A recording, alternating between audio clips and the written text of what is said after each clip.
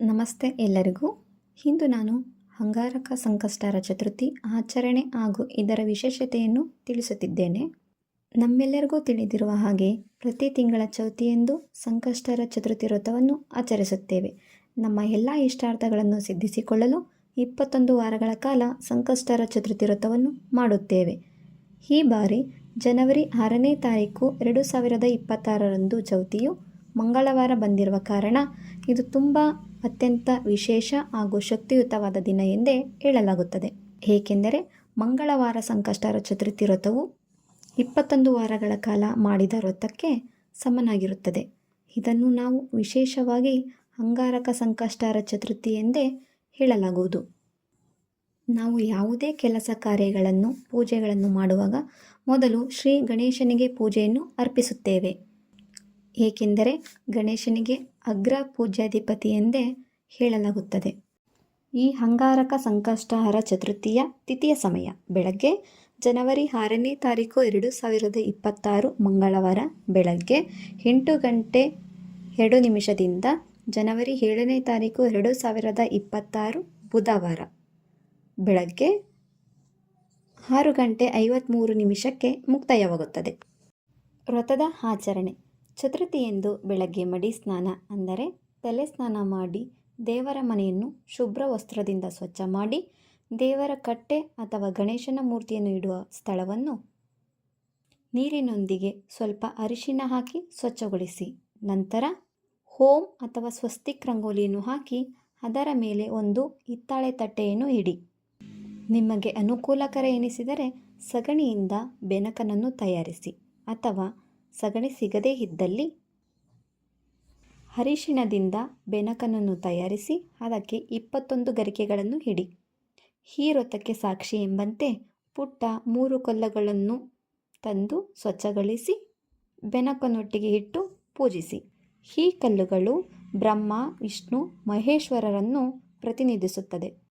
ನಂತರ 2 ವೀಳ್ಯದೆಲೆ, 2 ಅಡಿಕೆಯೊಂದಿಗೆ 1 ರೂಪಾಯಿ ಅಥವಾ 21 ರು ಅಥವಾ 108 ರೂಪಾಯಿ ನಿಮ್ಮ ಇಷ್ಟಾನುಸಾರ ಕಾಣಿಕೆಯನ್ನು ಇಟ್ಟು ವ್ರತವನ್ನು ಆರಂಭಿಸಿ ನಿಮ್ಮ ಇಷ್ಟಾರ್ಥಗಳನ್ನು ಬೇಡಿಕೊಳ್ಳಿ. ತುಪ್ಪದ ಅಥವಾ ಎಣ್ಣೆ ದೀಪವನ್ನು ಹಚ್ಚಿ ಗಣೇಶನ ಮೂರ್ತಿಗೆ ಹಾಲು ತುಪ್ಪದಿಂದ ಅಭಿಷೇಕ ಮಾಡಿ ನಂತರ ಅರಿಶಿಣದಿಂದ ತಯಾರಿಸಿದಂತಹ ಬೆನಕನನ್ನು ಸಹ ಒಟ್ಟಿಗೆ ಇಟ್ಟು ಗಂಧ, ವಿಭೂತಿ, ಕುಂಕುಮವನ್ನು ಅರ್ಪಿಸಿ. ನಂತರ 5 ತರಹದ ಹೂಗಳಿಂದ ಗಣೇಶನನ್ನು ಅಲಂಕರಿಸಿ ಅಂದರೆ ಪೂಜೆಯನ್ನು ಮಾಡಿ. ಗಣೇಶನಿಗೆ ಪ್ರಿಯವಾದ ಹೂವುಗಳೆಂದರೆ ಗರಿಕೆ, ಬಿಳಿ ಎಕ್ಕದ ಹೂವು, ಕೆಂಪು ದಾಸವಾಳ, ನಿತ್ಯ ಕಣಗಲ ಹಾಗೂ ತುಂಬೆ ಹೂವು. ಪೂಜೆ ಆದ ನಂತರ ಗಣೇಶನಿಗೆ ಬಾಳೆಹಣ್ಣು, ತೆಂಗಿನಕಾಯಿ ನೈವೇದ್ಯ ಮಾಡಿ ಕರ್ಪೂರದಿಂದ ಅಥವಾ ತುಪ್ಪದ ಬತ್ತಿಯಿಂದ ಮಂಗಳಾರತಿಯನ್ನು ಮಾಡಿ ಹಾಗೂ ಮನೆಯಲ್ಲಿಯೇ ಶುದ್ಧವಾಗಿ ತಯಾರಿಸಿದಂತಹ ಪ್ರಸಾದವನ್ನು ಅಂದರೆ ಗಣೇಶನಿಗೆ ಪ್ರಿಯವಾದ ಮೋದಕ, ಲಡ್ಡು, ಪಂಚಕಜ್ಜಾಯ, ಕಡಲೆಕಾಳು ಉಸಲಿ, ಕಡುಬು ಇತ್ಯಾದಿಗಳು ಯಾವುದಾದರೂ ಒಂದು ರೀತಿಯ ಪ್ರಸಾದವನ್ನು ಮನೆಯಲ್ಲಿಯೇ ತಯಾರಿಸಿ ಭಕ್ತಿಯಿಂದ ಗಣೇಶನಿಗೆ ಅರ್ಪಿಸಿ. ಗಣೇಶನಿಗೆ ಪ್ರಸಾದವನ್ನು ಅರ್ಪಿಸಿದ ನಂತರ ಭಕ್ತಿಯಿಂದ ನಮಸ್ಕರಿಸಿ 21 ಬಾರಿ ಓಂ ಗಂ ಗಣಪತಿಯೇ ನಮಃ, ಓಂ ಗಂ ಗಣಪತಿಯೇ ನಮಃ, ಓಂ ಗಂ ಗಣಪತಿಯೇ ನಮಃ ಎಂದು ಜಪಿಸಿ. ಪ್ರತಿ ಬಾರಿಯೂ ಜಪಿಸುವಾಗ ಒಂದೊಂದು ಗರಿಕೆ ಹುಲ್ಲನ್ನು ಗಣೇಶನಿಗೆ ಅರ್ಪಿಸಿ. ನಂತರ ಎಲ್ಲ ನಿಮ್ಮ ಇಷ್ಟಾರ್ಥಗಳನ್ನು ಭಕ್ತಿಯಿಂದ ಮನಸ್ಫೂರ್ತಿಯಾಗಿ ಬೇಡಿಕೊಳ್ಳಿ. ವ್ರತ ಎಂದರೆ ಉಪವಾಸ ಮಾಡಿ ದೇವರಲ್ಲಿ ಪ್ರಾರ್ಥಿಸುವುದೆಂದು ನಾವೆಲ್ಲರೂ ಭಾವಿಸಿದ್ದೇವೆ. ಆದರೆ ನಿಮ್ಮ ಆರೋಗ್ಯ ಅನುಸಾರ ವ್ರತವನ್ನು ಆಚರಿಸಿ. ಆರೋಗ್ಯದಲ್ಲಿ ವ್ಯತ್ಯಾಸ ಇರುವವರು ಲಘು ಆಹಾರ ಸೇವನೆ ಮಾಡಿ ಅಂದರೆ ಹಣ್ಣು, ನೀರು ಸೇವನೆ ಮಾಡಬಹುದು.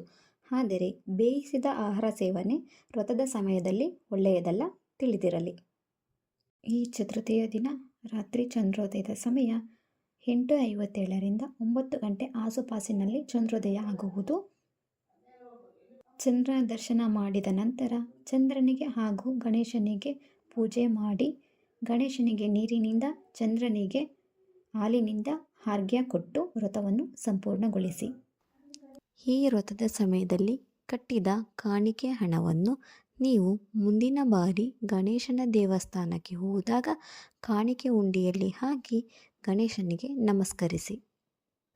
ಗಣೇಶನು ಭಕ್ತಿಯಿಂದ ನಾವೇನೇ ಬೇಡಿಕೊಂಡರೂ ಪ್ರೀತಿಯಿಂದ ಹರಸುವನು. ಹಾಗಾಗಿ ಈ ಅಂಗಾರಕ ಸಂಕಷ್ಟಹರ ಚತುರ್ಥಿ ವ್ರತವನ್ನು ಶ್ರದ್ಧಾ ಭಕ್ತಿಯಿಂದ ನಿರ್ಮಲ ಮನಸ್ಸಿನಿಂದ ಮಾಡಿ ನೀವೆಲ್ಲರೂ ಗಣೇಶನ ಪ್ರೀತಿಗೆ ಪಾತ್ರರಾಗುವುದರ ಮೂಲಕ ನಿಮ್ಮೆಲ್ಲರ ಇಷ್ಟಾರ್ಥಗಳನ್ನು ಸಿದ್ಧಿಸಿಕೊಳ್ಳೋಣ. ಜೈ ಗಣೇಶ. ನನ್ನ ವಿಡಿಯೋಗಳನ್ನು ನೋಡಿ ಲೈಕ್ ಮಾಡಿ, ಕಮೆಂಟ್ ಮಾಡಿ ಮತ್ತು ನಿಮ್ಮ ಸ್ನೇಹಿತರೊಂದಿಗೆ ಶೇರ್ ಮಾಡಿ. ನನ್ನ ಚಾನಲ್ಗೆ ಸಬ್ಸ್ಕ್ರೈಬ್ ಮಾಡಲು ಮರೆಯಬೇಡಿ. ನಿಮ್ಮ ಪ್ರೀತಿ ಬೆಂಬಲ ಸದಾ ನನ್ನ ಮೇಲಿರಲಿ. ಮುಂದಿನ ವಿಡಿಯೋದಲ್ಲಿ ಭೇಟಿಯಾಗೋಣ. ಧನ್ಯವಾದಗಳು.